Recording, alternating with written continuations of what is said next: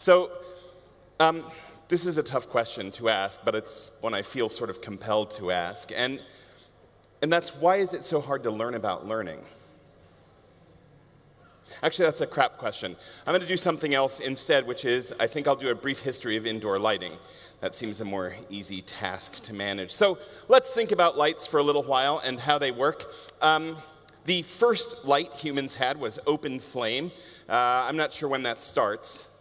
But till around 1880, we got 13 lumens per light source. That's one candle power, which is, I don't know how it gets that name. It's all obscure to me.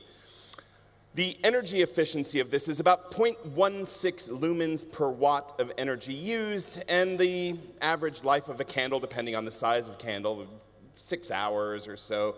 And that's all humans had for a long time. You know, when they first installed electric lights, they actually had to put instructions next to them because people didn't know where to put the fire.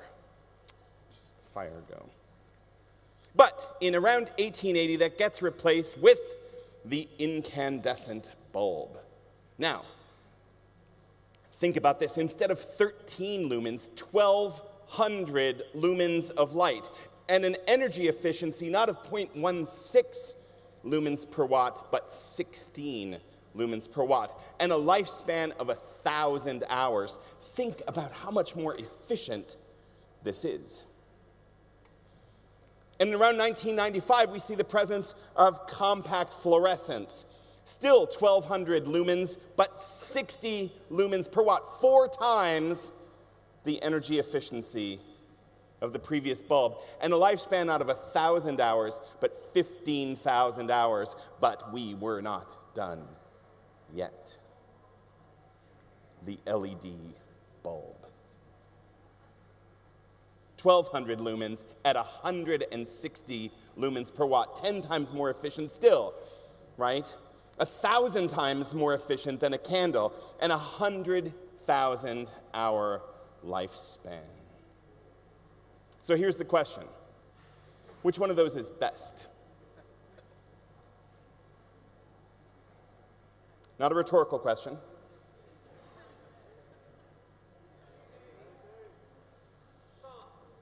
The sun.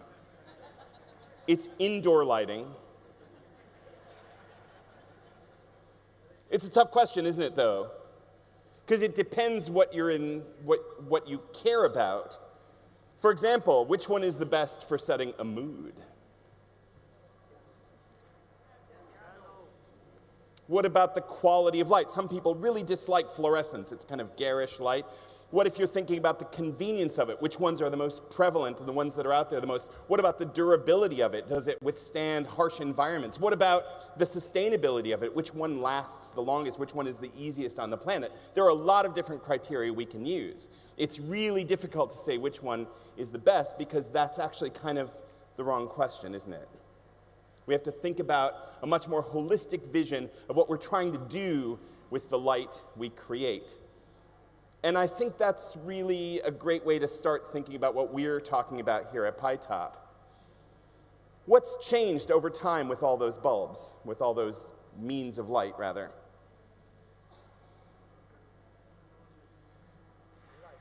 We're capturing far more of that energy, and we're not just burning it off, we're capturing it to produce light.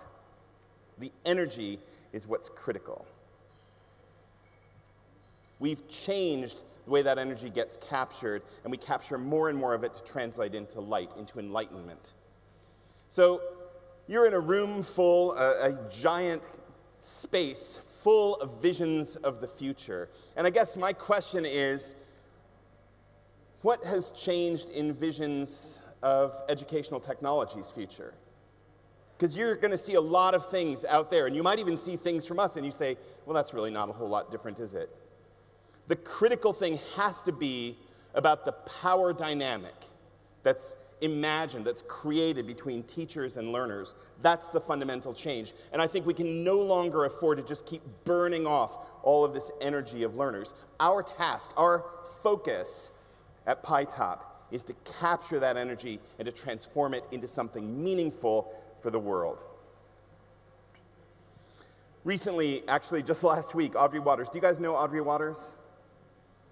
She's sort of a provocatrice, I guess.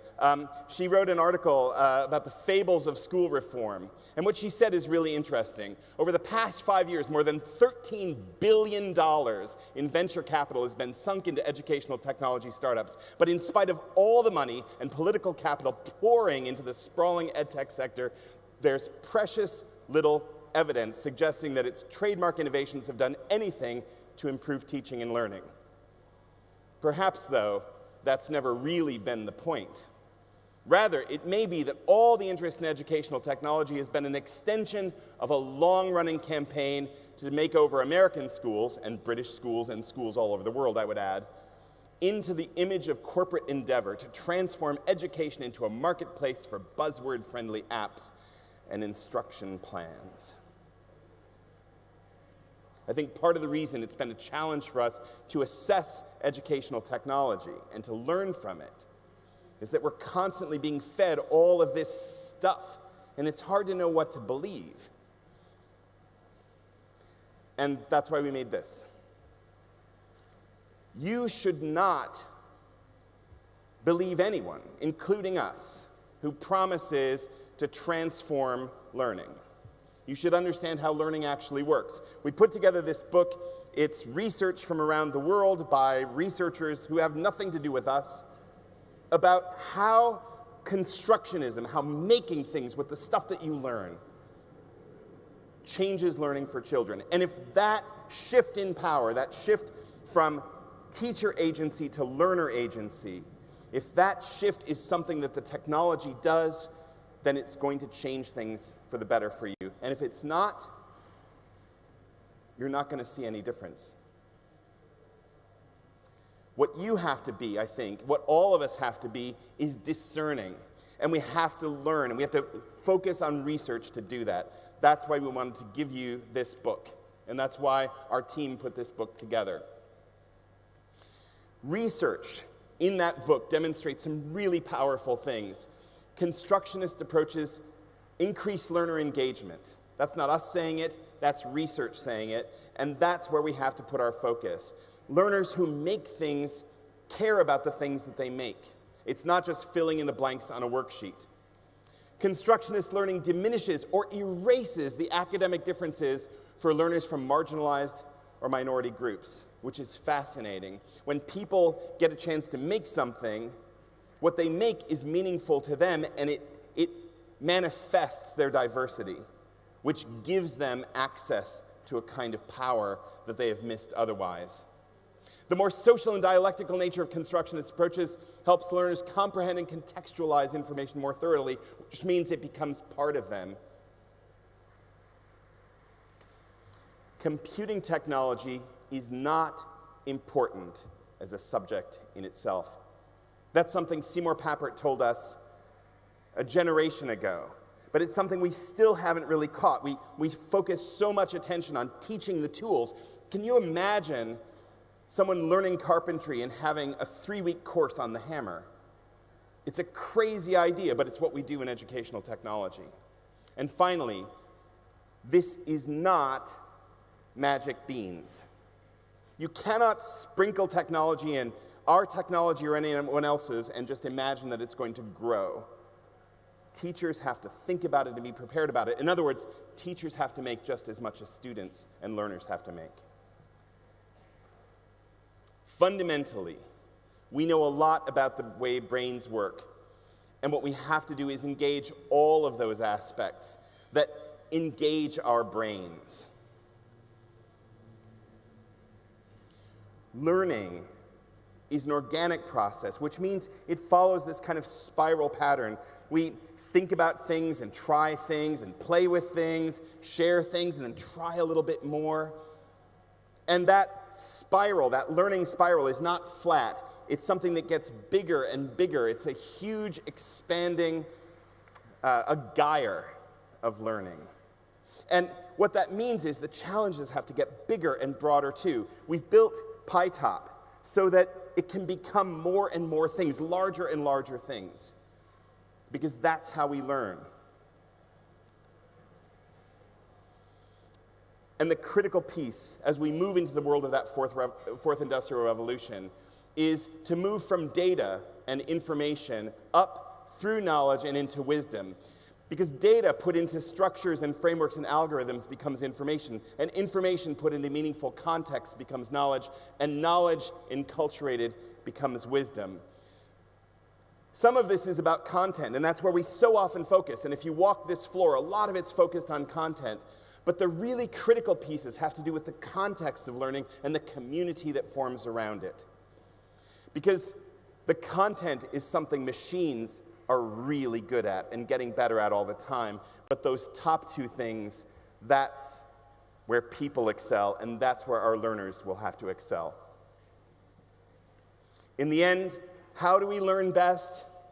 We learn best when we don't just try to stick information into the mind, but when we educate the whole person and give people a chance to create in culturally and communicationally sensitive ways so that they're in collaboration with other people.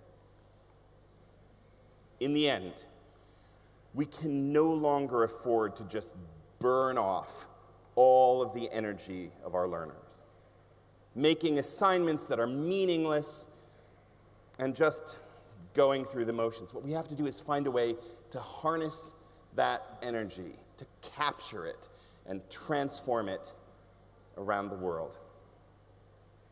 That's our task, but we can't do it alone, and we hope that you'll join us in that journey.